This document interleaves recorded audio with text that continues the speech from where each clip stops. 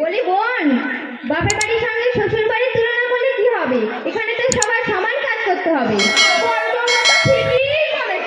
তুমি মাসবে সকালে আর বড় বৌমা মাসবে রাতে, এই আমি বলে দিলুম। কে বুড়ি সাহস কম না, আমাকে বলে কিনা থালা হাড়ি মাজতে।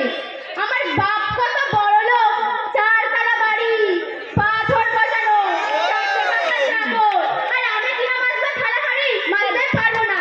আল্লাহ, বৌমা পাঠিয়েছো না জাল্লাদ পাঠিয়েছো? মা, তুমি কোনো চিন্তা করো না, থালা হাড়ি আমি মেজে দেবো। বলি ও ছোট বৌমা, বড় বৌমা তো বলছে থালা হাড়ি মাজবে, তা তুমি আমার জন্য একটু চা করে আনো না। কি? আমি চা করবো? চা জিনিস সব আছে, পারো তো করে খাও। না, আমি আর চা খাবো না। বড় বৌমা যদি, ছোট বৌমা যদি সবসময় আমার উপর রাগ করে, তাহলে চা কি আমার গলায় দিতে নামে? মা, তুমি রাগ করো না, তুমি বসো, আমি তোমার জন্য চা করে আনছি। ঠিক আছে। বলি ও বাবা, একটু শোনো তো দেখি। কি হয়েছে বলো মা।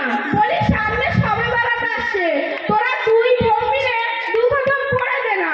তোর দাদা শ্বশুর মারা গেছে সেই কবে, আজ অব্দি পড়া হয়নি। ঠিক আছে মা, আমি পড়ে দেবো। কি? আমি কোরআন শরীফ পড়বো? আমি অত কোরআন পড়তে পারবো না।